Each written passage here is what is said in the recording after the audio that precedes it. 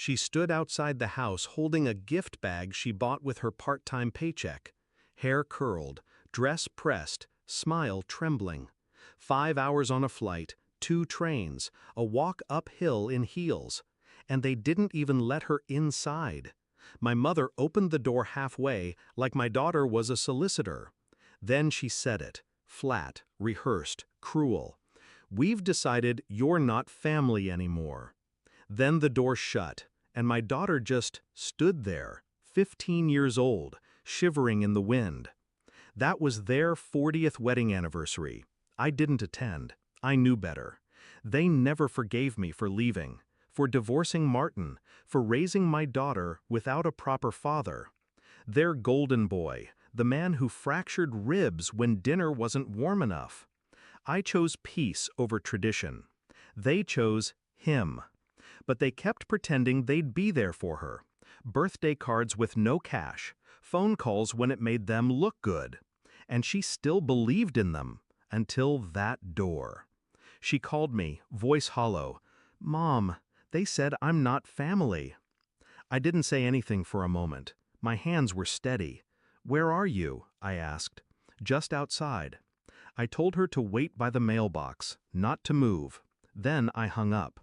Not in anger, in strategy. I drove in silence, not rushed, not boiling, just focused. They didn't know yet, but I'd already been watching them unravel. The signs came slowly at first. A passive-aggressive remark from my mom at Christmas. "You're lucky we still invite her." A comment from a neighbor. "I didn't know your daughter wasn't speaking to your parents anymore." Except she was. Until that day, she still sent them cards, still called every Sunday. They just stopped answering. Then the will came. They updated it without telling me. A copy accidentally forwarded to my address. Everything to Martin's son from his first marriage. Not my daughter, not even a photo mentioned. I didn't react. I scanned every page, highlighted every clause, made notes. Quietly. I waited. And when she told me she wanted to surprise them for their anniversary, I let her. Because some lessons are taught through heartbreak. Others are delivered through consequence. I arrived 23 minutes later. My daughter sat on the curb, still holding the bag. I opened the door. In. She climbed in, silent, wiped her cheeks.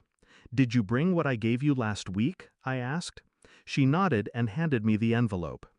Inside was the deed to the lake house, their prized property, the one they thought they still owned. 2 years ago, I bought their debt, behind on property taxes, behind on their second mortgage. They thought the lender worked something out. They didn't realize I was the lender now. Bought the liens, took ownership, waited. Let them live in the fantasy. Until tonight. We drove the extra 6 miles to the lake. Their lights were on.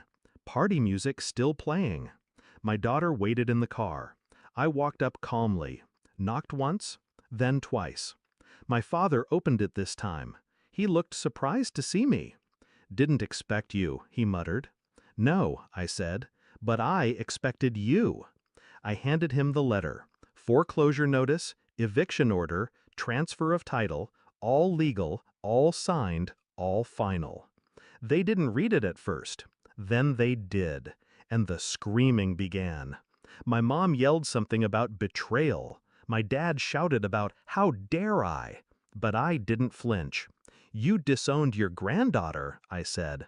My voice never rose. "Now I'm just returning the favor." They tried to grab the phone. "Who did this? I'll call a lawyer." "You can't." "Already did," I said. "Twice. The paperwork was filed months ago." "Where are we supposed to go?" my mother snapped. "Not my problem," I replied. "Just like she wasn't yours." I walked back to the car. My daughter looked at me, eyes wide. "Are they okay?" I looked her dead in the eye. "They'll survive, but they'll never forget what they lost." The next morning, the locks changed. By law, they had 72 hours, but they left in 40. The neighbor told me they packed in the middle of the night, shouting, crying, frantic. And me? I slept in. I never raised my voice, never threw a punch. I just used the truth, and the law, and their own arrogance. They taught me what family meant to them, so I showed them what justice looks like. Now the lake house? It's quiet, peaceful, ours. My daughter painted her room last week. Blue walls, new curtains, a fresh start. No ghosts here, just memories we choose to build. Some people say revenge is ugly, but this wasn't revenge.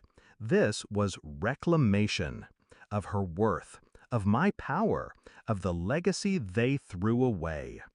And if they ever wonder why, they can remember the door they closed and the home they lost because of it.